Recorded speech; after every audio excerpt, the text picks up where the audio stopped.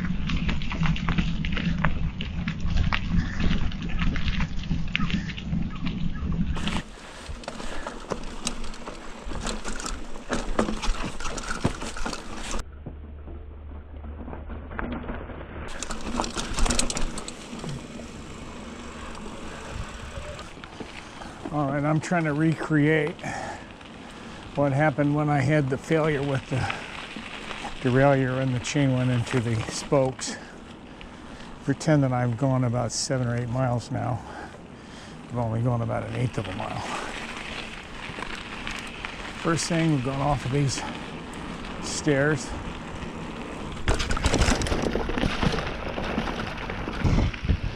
I am in first. Got there on under load.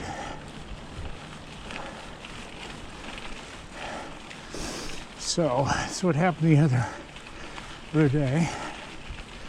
Went into first, completed this hill, stopped at the bench up ahead,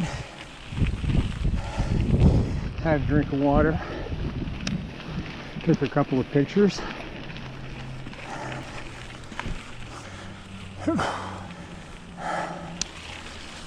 Water bars are actually water bars. The bench I stopped at, rose petals.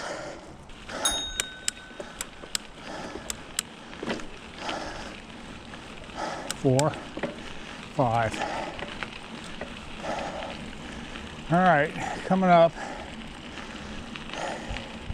is the hill that did it. Now,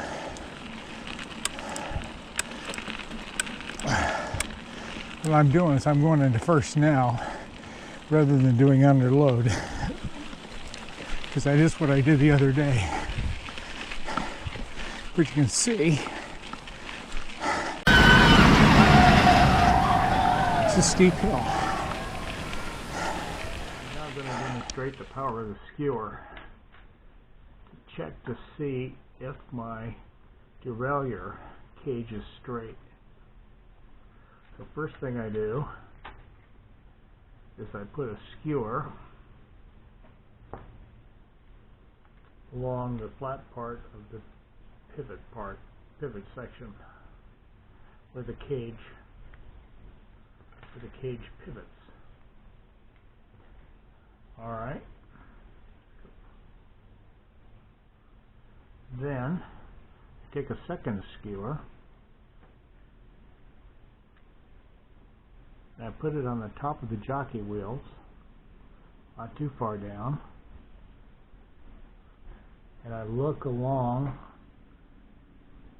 the 2 skewers to see if the alignment is okay. This one is acceptable. By the way, this NX11 has probably over 1,000 miles. It has over 900 Strava miles on it. It never had to be straightened up. Okay, second use of the skewer. And this thing is on the bike, and I want to check the alignment, say to the largest cog for first gear. I can put this along like this, not too far down because you don't want to hit the ridges. And then you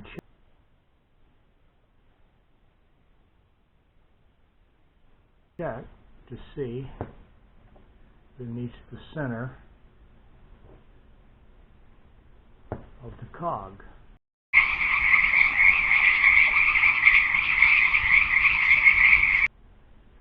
the alignment for the low one. With the high one, you want it to be just to the right of the cog.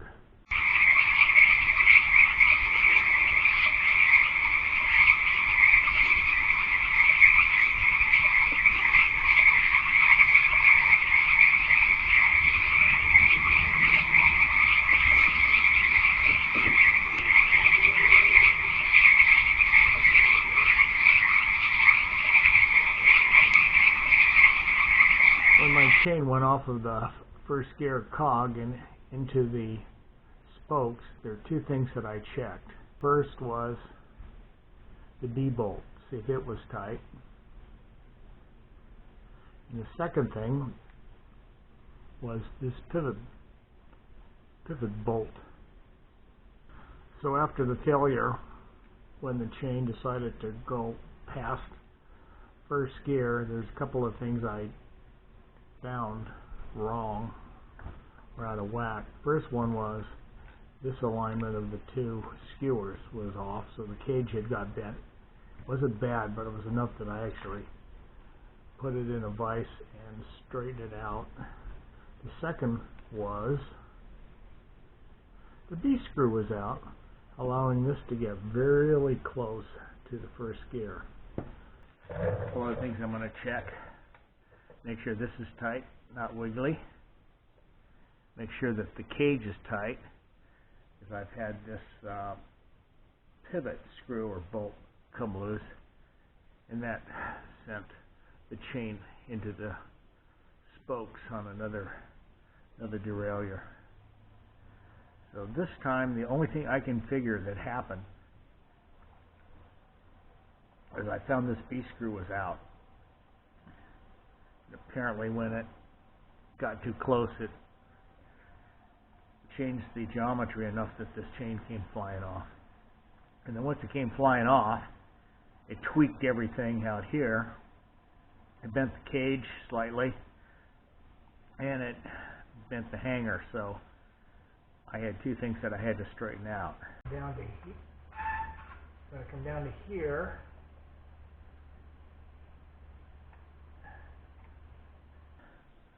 So right now, it's spot on. One other thing I'm going to check each time between rides, at least for now, I'm going to put on the magic SRAM E-screw tool and check the alignment. Now, this is supposed to be done when you have 30% sag, so you let the air out of the rear shock. But when you're not at 30% sag, it's just a little higher than normal when you want it to be here at 30% sag. Okay, one other recommendation that I want to make. After you adjust the high limit screw, and before you attach this cable, go ahead and run it like this without the cable on it to make sure that you don't have the high limit screw too far out and it jumps off. And you want to have it this side of the small sprocket.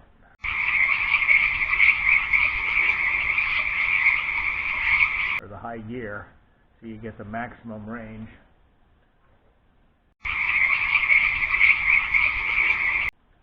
On your shifter. If you have it too far this way, you're not going to get the full range of your shifter. It's going to throw things off in the middle or whatever. But anyway, hanger is aligned, cage is aligned, all the pivot points are tight. B screw is correct. I should be good to go. I just did one more thing to the B screw. I put orange paint on the exposed thread, so if it backs out, I will see After riding 10 miles, post-reinstallation of the Eagle, I performed a checkup to see if everything was still in the proper alignment. I checked the chain gap, the relation of the guide pulley to the 1st and 12th gear chain rings with both the chain on and off of the bike. I came up with a brilliant way to check the integrity of the low limit. A small block of wood cut to exactly the distance between the cage pivot and the largest cog of the cassette, about 10.8 millimeters. If the low limit of the Eagle derailleur drifts towards the spokes, the wood block would no longer fit between these 2 points. This block, of course, is only good for this derailleur on this bike. When I had the cage locked down to remove the chain, I thought the B-bolt had come loose because of the wobble. Nope, just normal B-bolt wobbles for an SX. Fortunately, I have the SRAM kit for that. It runs about $30. I was lucky and I snagged one for $15. From the time I installed the new SX Eagle Gen 2 to the time the derailleur failure, I put on 133 miles.